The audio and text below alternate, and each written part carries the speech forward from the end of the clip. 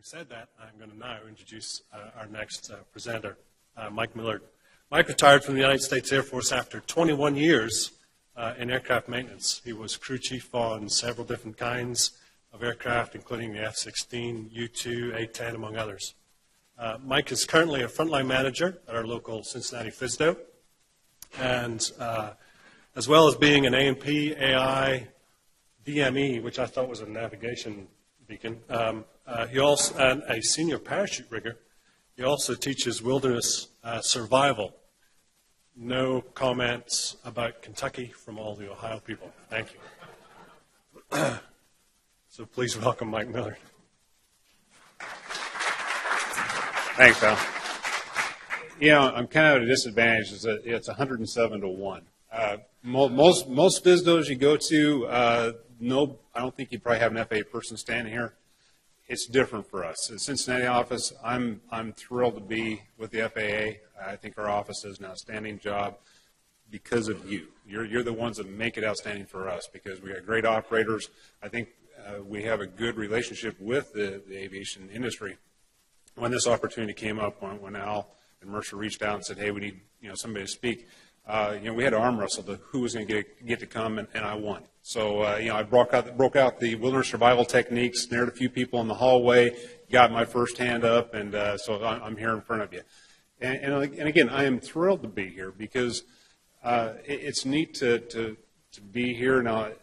I see some people move down. I didn't know if they realized it's like the Gallagher concert that there's going to be spitting and stuff right here in the front row, but I'm glad you moved down. But it's I wasn't sure how to handle 30 minutes when I got such a diverse group of folks with maintenance and operations and everything else in between.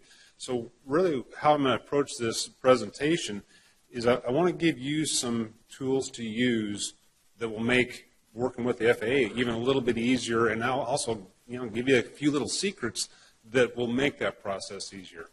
I've been with the FAA now a little over 10 years, and I've learned a lot from the FAA side of the house, seeing how other Fsdos operate, how other regions operate, and seeing how different operators operate.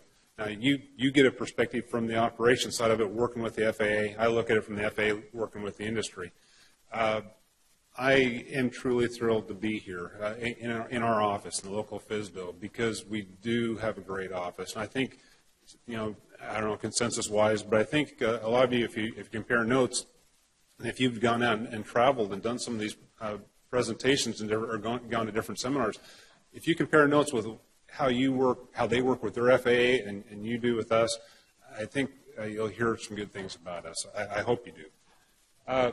Just to give you kind of a glimpse of my background, and the reason I kind of threw this slide together, I'm going to show you something that compares to our office. Now, for me, I was with the military. I was the principal maintenance inspector for executive jet management, so I've been on the 135 side of the house. Jumped out of airplanes. I work on airplanes, and I fly airplanes. I'm a pilot, DME, A&P. The DME, you're right, I'm a beacon. Lack of hair, but it's a designated mechanic examiner. I tested the mechanics before they got their certificates and things. So, and now I'm the frontline manager for Southern Air Cargo. So now I'm with the big aircraft. So my background's gone from GA through corporate through the airline industry as well. And again, as I look out here in the group, I got Hal. He helped me when I taught aircraft maintenance at Laurel Oaks in Wilmington. That's one thing that's really cool about the industry, about aviation, and about a lot of you that are here. You share your knowledge with others, and that's great, because Hal helped me out as a guest speaker when I was teaching aircraft maintainers to get their A&P authorization. So again, a lot of us have background that carries forward. He's helped me. Hopefully we help each other, and it works well with that.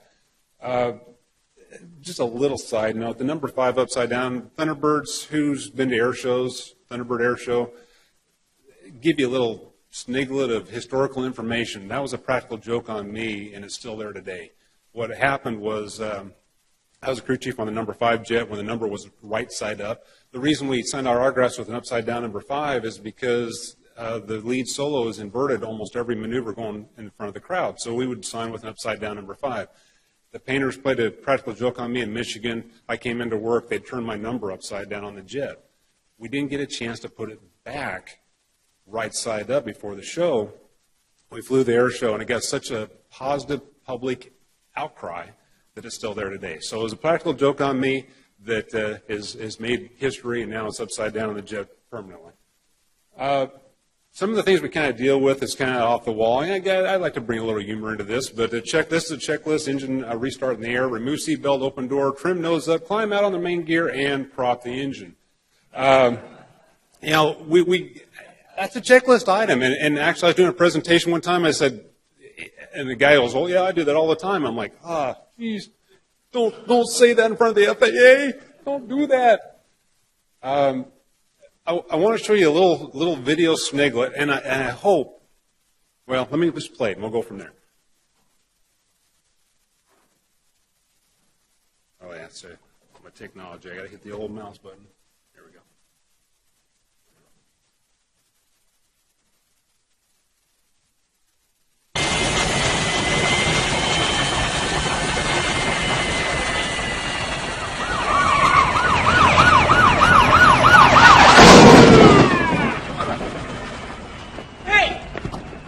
Watch the cart, and? Do you want me to get you a copy of the FAA rules and regulations? I do my job, then you do yours. Stay out of my way. Now, I hate to ask, but have any of you had an inspector like that? You don't have to raise your hands or anything, but that's a Hollywood version. But and I kind of say that jokingly, that hopefully nobody's had an inspector like that. I know some of you have. And I hope you don't have to deal with that in the future. The FAA, I think, is changing, as was mentioned by Tom a little bit. The dynamics are changing. We're starting to do a little bit of hiring. I think if you will, some of the older folks are kind of moving on, and there are a few out there that actually are like that. And I hate seeing that, because it's not fair to you. You're the ones that are, you're the one that's making the aviation industry happen. And we need to support you. And I hate seeing that type of a thing, but unfortunately there are a few out there. We hopefully will manage those and get them on their way. A little bit about the Fsdo here in Cincinnati, just to give you a little glimpse of kind of what you've got working for you. We've got 60 employees. There's 4 units. I've got one of the units. We're located in the birthplace of aviation. Woohoo! We love that. Home of the GE aircraft engines, home of Hartzell. A little bit about the Fsdo itself. We've got 2 Part 121 air carriers. We have PSA Airlines, and we have Southern Air Cargo. We have 19 135 operators. We have 1 Part 137, 6 Part 141 schools, 56 Part 145 repair stations, 4 Part 147 schools, and then we have a large dispatch school as well. So we've got a lot going on in our Fsdo, and kind of bringing back to the question about, well, how do we make things happen quicker as far as industry working with the FAA? Our plates are fairly full. Even though we have 60 inspectors or 60 people in the office, the FAA mandates kind of a priority, if you will. If we're working an accident, if we're working some higher priority things, unfortunately the certificate action takes a lower rung down. Now we manage it as far as in our office, Cincinnati office. We have incorporated a piece of software called Logbook. And what we do is anytime you, as the industry, come in and say, okay, we need to add an aircraft to the certificate, or let's say you want to start a new 145 or a new certificate action, or pretty much anything that comes in our door, we put a suspense. We put it in a logbook, and then what we do is every Tuesday we have a manager's meeting where we see where it stands. We don't want things to go stagnant. We don't want you to have to slow down waiting for us. And so we're managing that closer now than we ever have before. So hopefully you'll see some things turn around, because we have a better handle on what happens. Because like a lot of you may find, just like us, we have inspectors go off to training. Well, if they got a document sitting on their desk and they're the ones working it, we don't have somebody else coming around checking on that. Well, now we do. Now we know that, okay, if this person's out of the office, we need to have somebody else as a backup ready to take over, and run with it from that point. This is our building where we're at. Now, we're no longer at Lunken. Some of you, may not have had a chance to come to us for a long time. We moved a few years back. We're actually closer to Batavia now than we are to Lunken. But this is our facility. The reason we moved there was we outgrew our old facility over at Lunken. We just got too big. We had a kind of a growth spurt, and we just ran out of space. And so the FAA in its wisdom to not put us on an airport, but they put us close to a highway access. So now we can at least get on the roads and get to the different places quicker, and they give us more food, so our weights have increased and everything else. So that's kind of what's going on. Where we're actually at, let me use the green laser. As a reference point, the Eastgate Mall. Jungle Gym's sitting right about here. We are in the buildings right here. We're in the second building right here. As you come down, there's a little clover loop here. So that's where we're at for a reference point. There's 275 and 32 where they cross. So that's kind of a geographically physical where we're at now. The boundaries for our Fsdo, we have 32 counties in Ohio, and we picked up some counties in Kentucky as well. So that's our geographic boundaries where we have to travel to. So if you're way up here in the upper corners, it may take us a little while to get there, but that's kind of how the geographic look is. Now, if you take Ohio, I think we're kind of unique in that we got 3 Fsdos that break up a relatively small state, whereas other places have, one Fsdo covers several states. But Columbus picks up the middle half, and then Cleveland takes the upper half. Now, this is kind of what I was talking about with my opening slide as far as personnel. My background has a lot of different things in it that I can hopefully use to share with you or help you in the things you're doing. Now, I just went through this last week and asked everybody in our office, this is how the totals shake out. As far as the experience level working for you from our Fsdo, we've got in the maintenance side of the house, we have 987 years of experience there working for you. Now, that maintenance experience is a mix of GA, the air cargo, the commercial, the corporate type world. Operations, we have 891 years of experience working for you. We have cabin safety. We only have one cabin safety specialist that's actually we kind of share with Columbus, but 19 years there. Dispatch, 46 years in skydives. We have 11,413 jumps amongst the about 3 of us that are there. So we have a lot of experience to help you with your needs. Now, this is kind of where I'm going to change a little bit because I can sit here and talk about our Fsdo all day long, but it doesn't really benefit you that much. What I do want to share with you, though, is really how to find some information, because when we get the phone calls, we turn to our publications. Well, you may not realize it, but you have access to those as well. Now, one of the things that, as far as how to speed up processes and make things go quicker, is if when you apply for things that we have complete applications. Because what will typically happen is we'll get an application for different things. As we're going through it, if we find errors, we have to send it back. And then you correct, you send it back. And pretty soon we've lost a couple of weeks just in the mail transition back and forth. And then if you're out or we're out, we lost time. So what I want to share with you, and you just jot down a couple of things as we go through this, but I want to show you where you can find our publications that we will use to answer your questions. That way you can answer your own questions. Or you can use them, if you will, if you don't have a great Fsdo, or if you have are having some difficulty, I'll say use our own publications against us. A lot of times you're more into our own regulations stuff. We have so much to read and so much to analyze, it's hard for us to capture everything. If you're looking at a specific thing, you may have analyzed it to the nth degree. When you make the call to us, we're not a walking encyclopedia. We have to turn to our publications and sometimes catch up with you to know where we can start helping you out. But what I do is I want to share with you some of the areas that we've noticed some disconnects, and also to give you some guides where you can find some of these things. Use Google. We do. Use Google. Type in FAA FSIMS. And what it'll do to you, and I'm going to shift gears. I'll show you what this ends up bringing up. It's actually going to get you into all of our publications. Now, FSIMS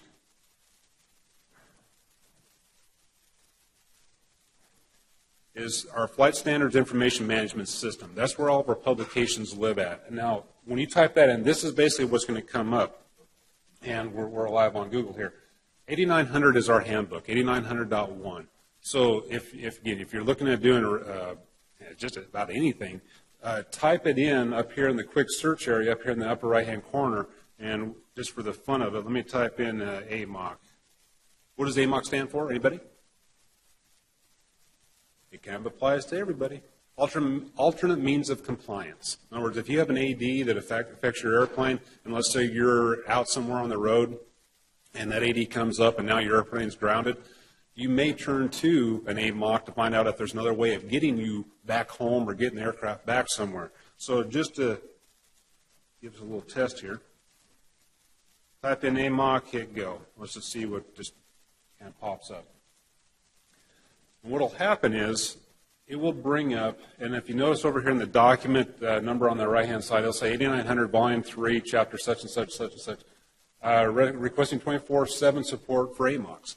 So because of the importance of that program, you have support 24 hours a day, 7 days a week, because we know the industry doesn't sleep. You know, that's Edison and the light bulb made us 24/7 operation. But this is kind of what brings it up. So if you have a question about something you're trying to do or trying to accomplish or want to look up, type it into that quick search. It will bring up our own handbook guidance. You can go in there and look and find the answers a lot of times quicker than you need. It really will save you a phone call, or at least it gives you the information on how to fill out the forms or how to fill out the application. You're going to have what we would have to turn to. That way, again, if you feel you're being slighted by your inspector going, well, I don't think that's right, turn to the guidance, our own guidance, because, I mean, that way you got the answers. You should have the answers that you know we're coming to you with. And if you don't feel it's right, then that way it'll give you a way to kind of look that up as well. So, and then again, over here on the left-hand side is where we have our other publications, library stuff. I mean, they're just everything here, the Electronic Code of Regulations. So basically, you wouldn't even have to have your Jepson subscription because we're providing it for you. So again, you've got a lot of resources right here. If you save that link or save this page as a website, you've got everything we've got. And again, you can be your own walking encyclopedias.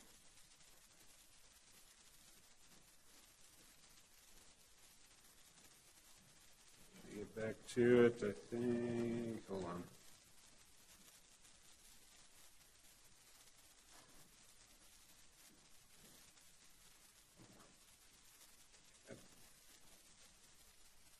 Got too many things open up here. All right, should be right there. All right, so use FSIMs. That we do. That was a nice slide.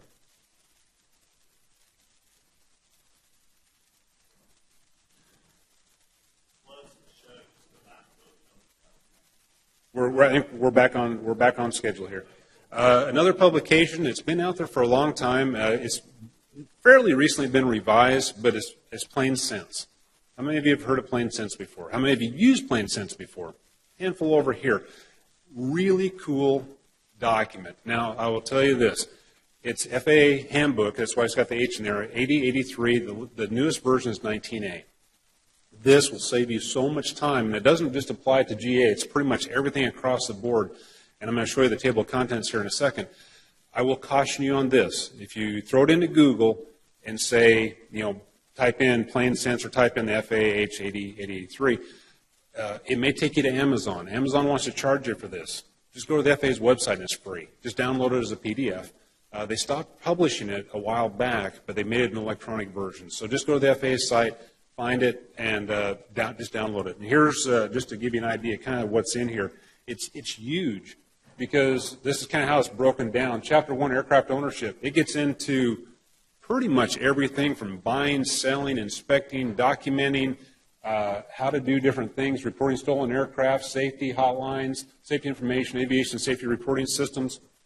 As you go through, if you want to buy an aircraft, it walks you through the process. It gives you samples of the forms. It tells you pretty much how to do it and what to be careful of and what to do and what not to do.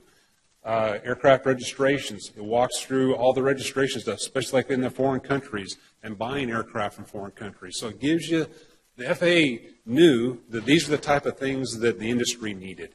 Rather than calling us and saying, hey, how do you do this? Which we still get those calls, but what we're trying to do is say, hey, just download this document, and it'll walk you through the whole process. And it answers so many of the questions yourself, and that way, it saves you time. Aircraft maintenance, they'll get into why, how, what the requirements are. It has samples of the logbook entries. That way you can make sure as you're getting your logbooks documented and things that it's being done correctly. Maintenance records, service difficulty program. There's just, airworthiness directives. There's so much in there. Let me shift over to that, and let me just do a quick drag through so you can kind of see what it looks like as well. And they did a good job on this publication. The newest revision is a lot better. So again, here's all the table of contents. As you go down through it, they have checklists, they have samples of the forms. It'll talk about how to fill them out. Lots of samples, lots of forms. That's what, we live by paperwork. It gets into, again, a lot of times there'll be some good graphics and things in here, samples of how to do things. It just covers so many things that you're going to deal with. It's good to have it just put on an iPad and have it available so you can do a quick search. That way it may save you some time where you can answer your own questions.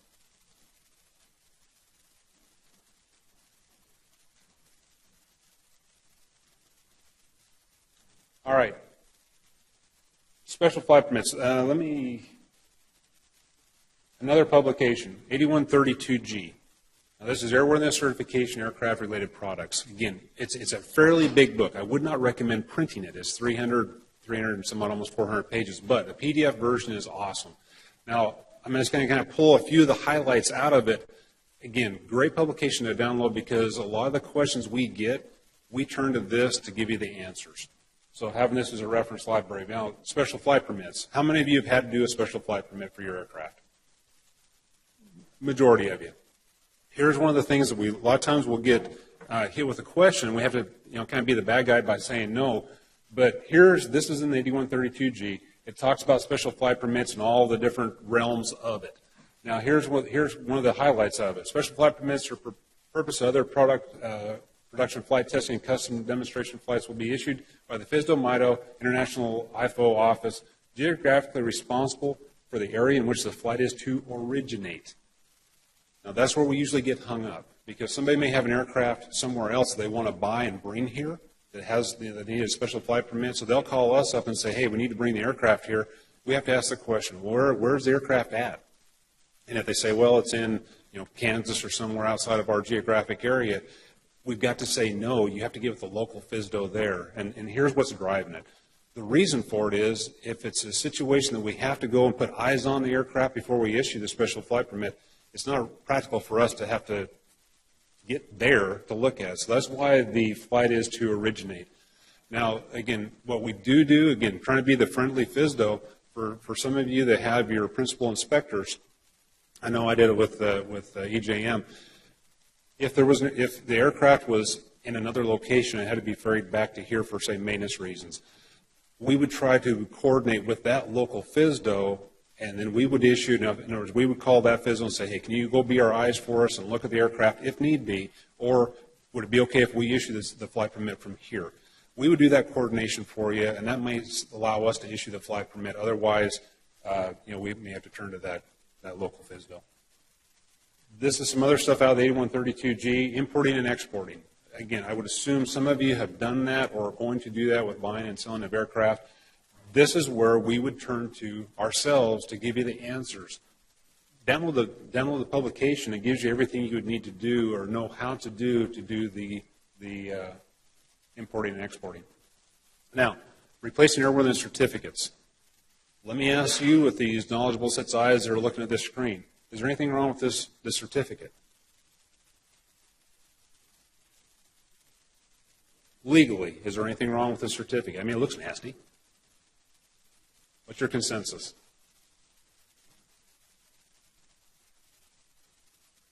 Can you read everything? So is it technically okay? Don't be so shy. You can speak. Everything is legible except the signature for the inspector that issued it. And so that would need to be replaced. Okay, so, but it really doesn't matter what type of aircraft. I mean, this is coming out of a 560. These things get wore out. I mean, with taking them in and out, spilling coffee on them, sometimes they're exposed to, the doors open and they get nasty because where are they supposed to be? Visible, so as people are coming in and out. Amazingly, some people just like to take them for souvenirs. They'll steal the things. It baffles me, but they do. Sure. we just got a ruling on that, yes. It helps with the protection of them. For the longest time, that would be a no answer because it alters them. But we just got guidance, I'd say about a year ago, that said, yeah, we can laminate them as well. The thing is, though, is if you see yours looking, even if it's legible, but just looking nasty and your clientele is higher, then they don't want to walk on their plane and go, oh, what the heck is this? Just let your local Fsdo know. Let us know. Here's the guidance again, 8132G. This is where it talks about it. And this is what it says is needed, and this is what we're going to ask you to do. So a request for replacement certificate will be made to the applicant certification office. The registered owner of the certificate operator will certify this by submitting a signed statement containing the registration number, serial number, make, model of the aircraft, and the reason for the replacement certificate is needed. We need that. Okay, so if you generate that and give it to us, you're done. I mean, you basically bring in the old one, here's your document. Now, what we've even gone so far as to do, call us if you need one. We generated a Word document that has all the required information on it. You can do the same thing. And basically what we did is put, to whom it may concern, in accordance with policy 8132G, is request for replacement certificate. Here's the stuff that was asked for, and then here's the reasons. No longer legible, has been mutilated, contains inaccurate or erroneous information, or declared lost. So that's all we need, but again, that's one of those where it's back and forth with the phone calls because, hey, I need a replacement airworthiness certificate. Well, our guidance says we need to have something more than just that. We need more than a phone call, and you kind of go back and forth. So again, you got the answers. Just provide us that information. Another one of field approvals. Now, again, some of you may not deal with this too much. Some of you may have maintenance departments where you have to get involved with field approvals. Again, 8900.1.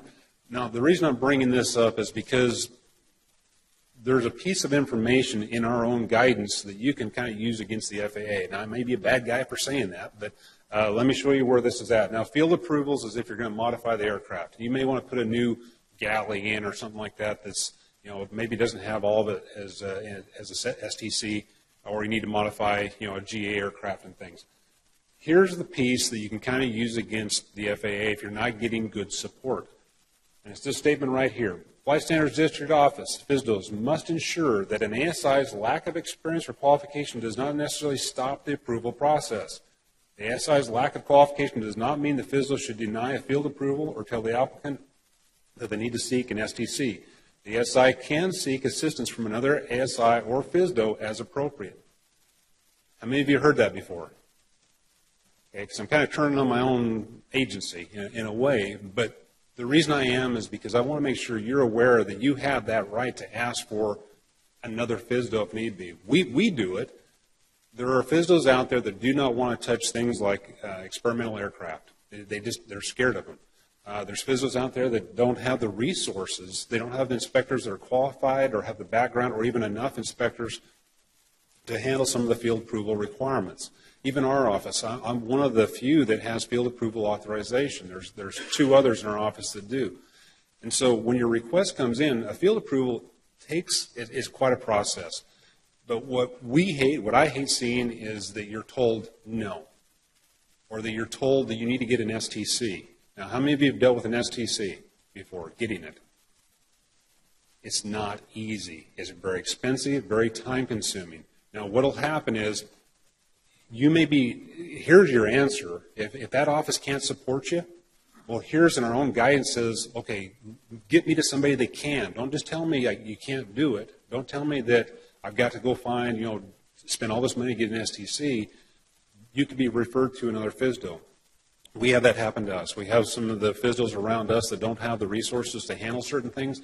And so manager to manager, they coordinate, and we take on that responsibility to help out those people. So again, there's an example of an answer. Now, here's what will happen if you're dealing with field approvals. It's going to follow. We have to look at our guidance. We have to see what is this field approval for. And with acronyms, it's either going to be through an STC, and this explains the STC process. Evaluation, which is EVL, or engineering is ENG. This is where we would turn to in our guidance, and in the 8130 and stuff, you would have this. So if you're looking at doing a modification to an aircraft through a field approval, you can turn to it now yourself, look it up, and go, okay, here's a weight and balance. Okay, changes that increase the certificated maximum weight limits, increases maximum gross weight, maximum takeoff, landing weights. Our guidance says that's going to require an STC, period. That's as far as we can go with it at that point. But as you look down through this list, let's say structural spring, changes to primary structures, that's going to require an engineer to get involved. Now, the engineer would be our regional engineers. You would supply us with what you want to do. We would forward it on to the engineers. Now, what you would do is look through this list of the things you want to do to the aircraft and find out what is going to be required. Now, if you find the one that says you got STC, now the one you're looking for hopefully would be the EVL. That means somebody in that local office can do that evaluation, determine that it's good to go, and do a field approval on it. Okay. The something else that's out there, again, on the maintenance side of the house, but it also applies to the operations side of the house. This is really, it falls under the aviation maintenance alerts. It's out there on the FAA's website. Well, what's really cool about these alerts, they used to be published. They used to print them and send them to us as far as the certified mechanics and stuff out in the industry. They were great reads, though, for the operations side of the house as well, because it gives you a chance to see what's happening with other aircraft that you may be operating. What they did is the FAA now digitalized it. They make it available on our website, and this is kind of what they look like. So they're going to be an aviation maintenance alert, but when you look at some of these, they take the airplanes. They have Beechcraft, Boeing, Embraer, Hawkers. So what you do is you turn to that section. They got power plants, they have accessories, they have air notes, and what it is it's a collection point from the industry, from you and the people that are maintaining the aircraft. As they find something that's either failed too soon or wore out too quickly, they will report it to the FAA. The FAA compiles a database of all these discrepancies by aircraft, power plants, accessories, and things. And what they do is once you get up to a certain number, they say, hey, we need to let the rest of the industry know about this, so this is where they publish it at. And it goes into detail. It gives examples. I mean, they have pictures. They have all kinds of good descriptions. So it's pretty cool to put that up each month and just run through it and see if the aircraft that you have in your fleet, if there's something going on that you need to be aware of so you don't get trapped down the road somewhere and all of a sudden this becomes an AD and now you're stuck. You can't move the airplane. So it's a good publication to get into. Again, they're free. It's on the FAA's website. Also want to share with you, kind of as a lead-in, I'm a wilderness survival instructor. My background in the military was all the different, jungle and Arctic and everything else, and so I taught it in Alaska. I moved here from Alaska, is where I was stationed at last before I moved to here, and I taught Arctic survival to scouts and pilots and everything up in Alaska. Well, when I got here, and Martha Lunkin, who knows Martha? Okay, with all her safety programs she was doing, running around, I got to the office and she goes, hey, do you have any new information to make these safety meetings a little bit funner? I said, well, I teach wilderness survival techniques, and so it has taken off. I do it for EJM. I've done it for PSA Airlines, so I cover pretty much, I'll go anywhere. Get the word out. I do it for flight operations, live flights, airlines, pretty much anybody that flies an airplane, if you can use it. If you have a training day where you need anywhere from 2 to 6 hour block in wilderness survival, I'll teach you how to survive if you have to put the aircraft down. Even with the great infrastructure we have, if an aircraft goes down, we're usually found pretty quickly, but sometimes based on the weather and things, they may not be able to get to you for a while. So you have to kind of be prepared for those things. But I can tailor it towards pretty much any kind of operation you've got. But let me just kind of run through some of the things that, and again, it doesn't cost you anything. Just let me know. I'd be happy to come out and do the presentation. So this would be wilderness survival techniques. It goes through, basically, this is the things I cover, anywhere from 2 hours to 6 hours. Depends on if you want to learn how to make snares and actually make snares and things, or if you want just a short 2-hour one that covers it. But it's basically clothing, shelter, signal rescue, fire rescue, craft, food, water survival kits. So that's the topics that are covered. Another one that I put together was aircraft accident first responders. If you've got folks that are assigned in your operations that are for responding to or helping with an aircraft accident investigation, this presentation I built was really to help you to prepare or help first responders prepare to work an accident. So you know kind of what's going to be asked, the things that are going to be experienced on the crash site, and how to manage those type of issues, and the hazards that go along with that. Because again, even though it's going to be police departments, fire departments, you will typically have a representative there to assist, or you may involve some of your mechanic technicians and stuff to go out and help us identify pieces and parts of the aircraft and on the wreckage and things. So that's another presentation that's out there. This is another one that I provide, is participating in an NTSB FAA aircraft accident investigation. Again, get you into, this is more working with the folks involved with an aircraft accident. Hopefully we never have one. Hopefully you never have one. But if you do, it's kind of nice to know how this all plays out. And who's involved and who's doing what and things of that nature. So this is, again, another presentation. I'm throwing these out there, so if you can use me, use me. We've got other people in the office who do presentations on different topics. If you've got, a training need or a training day or even a few hours where you want to have your crews or whoever get a little bit of kind of unique training, just let us know. Maintenance human factors is another training block, so that we go into the circadian rhythms, and we go into some of the accidents that have been caused directly from the human factors elements in aircraft maintenance. There's also, as far as the wilderness survival aspect, let's see, I don't know if I jumped over it or not, but just left it out. There's an ICAO requirement. For ICAO, there's a requirement if you're going to do overseas travel. It's right in the ICAO standards that says you need to have some kind of a survival kit on board the aircraft. A lot of aircraft don't have it. And the reason they put that in there is because there's certain parts of the world that are so remote that they know it's going to take a while for anybody to get there to help rescue the crew. I mean, even if they know you're down, it just takes a while to get there. So you need to be able to have a kit in place to be able to keep people alive until the rescue gets in place. So again, use me if you can. I'd be happy to help out. Now, are you stressed? I want to show you another video. They may have to turn down the volume a little bit. This is a little bit louder. Anytime you're dealing with the FAA, we don't want you to be stressed out. I mean, that's not the intent of it. I want to show you just a little, kind of a funny little stress video thing here. I don't know if anybody has seen it, but it's kind of a fun one.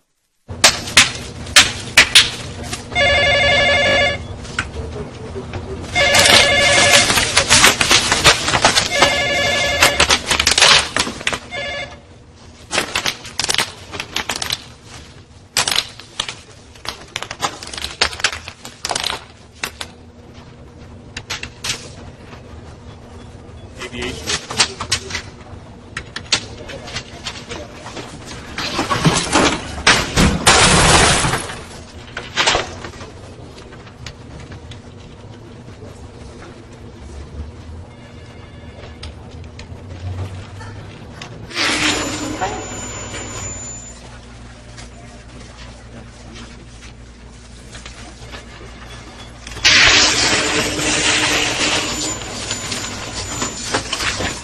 Quitting smoking is not easy. If you are serious about it, talk to your doctor. Again, I want to thank everybody for having me here to represent the FAA. Hopefully I've shared some information with you that you can find useful in your day-to-day operations. Please don't hesitate to give us a call. Let us know how we can help. Again, we wish we had all the staffing in the world to just be able to just drop everything we're doing to help you out wherever we can. We do the best we can. We've got, I feel, very good management. We have very good personnel here in the Cincinnati office. We're here to help you out any way we can. If there's problems, just elevate them to us, and we'll do what action we need to do. Just understand that we're tied sometimes to our policy that says how we have to prioritize our tasking. Sometimes that will delay a process, but for 10 years, a little over 10 years here in this office, I have not seen intentional disregard to your needs. If we did, we would not tolerate it. And I mean that very sincerely. I respect you. I respect everything you do. I know the people in our office do as well, and I think FAA as a whole, they do. We, even when we were furloughed, it was tearing us up because we wanted to be there for you. People were wanting to go into work on their own time just to be there for you. So there's a lot of passion for us because we came from where you're at, and so it's not like we're on deaf ears. We lived through what you lived through, and so our mission is to support you. So again, thank you so much for your time. I'm going to be around for most of the morning, so on the breaks and stuff. I don't have a lot of time for questions answered right now, but just come grab me if you have any questions on anything, and just please let me know. If you need me to come do a presentation, let me give you my direct number if you want to jot it down.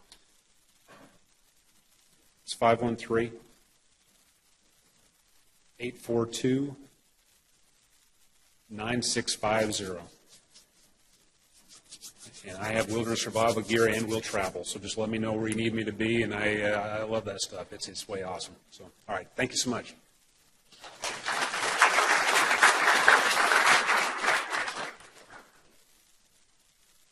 I'm certainly biased. I think the Cincinnati Fsdo, I would argue, is the best Fsdo in the country. If you are 135 operators that have a certificate elsewhere, I would strongly encourage you to move to Cincinnati. They are great, and they are always willing to help operators, 91 and 135 and everybody else.